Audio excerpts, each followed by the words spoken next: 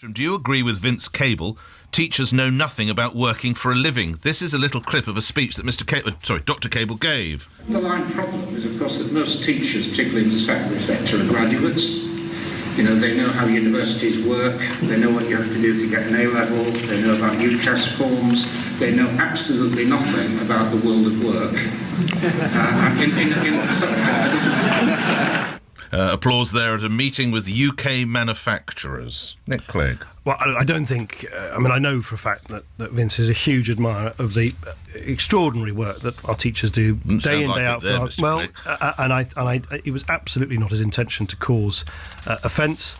Teachers are the lifeblood of society. In fact, we just talked about the importance of adults, both in and outside the home, setting the right kind of example for our children. And why did he say it then? Well, I think he was having a wider discussion, which, by the way, in my experience, my friends and people I know who are in teaching actually agree with the wider point he was actually making, which was that we need to improve the careers advice and guidance that is given to kids in school, because frankly, in many schools, it's not yet good enough. And that's why I announced, for instance, last week that we're going to be issuing shortly guidance to schools about how to provide better careers advice and guidance, including, which is very relevant to the discussion Vince was having with that particular audience, including a new responsibility on schools to work with local employers and local businesses in order to give kids more of an opportunity to... saying, though, is it? They know absolutely nothing about the world of work. It's hardly surprising the NUT, National Union of Teachers, describe his comments as, quotes, crass. They are crass, aren't they? Well, if you take that sentence out of context and don't explain the context as I've done, of course I understand that teachers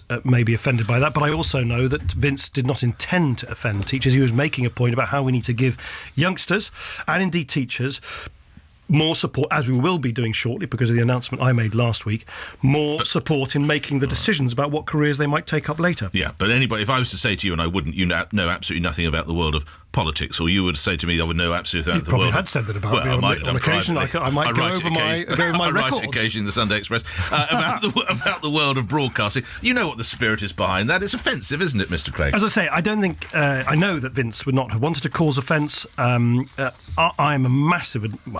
self-evidently a massive admirer of what teachers do day in, day out for millions of... Are you a massive admirer of Dr. Cable? Well, I agree with the context in which that discussion was held, as I understand it, which is how do we make sure that children get better information, better support, better guidance, so they can decide for themselves what they want to do later in life. At the moment, frankly, the provision of careers advice and guidance across our schools, and teachers would agree with this, is too patchy. We're going to improve that in the way that I announced last week. When things like this happen, as the leader, do you ring these blokes up and say, have you gone bloody bonkers? Do you know, I treat adults as adults, and sometimes, and I've no doubt done it myself, sometimes you say something which you either wish you hadn't quite used those words, or they've been taken out of context, and you've just got to explain yourself, as I'm sure Vince will, and I know, when he does, that he will confirm that he didn't mean to cause any offence towards teachers whatsoever.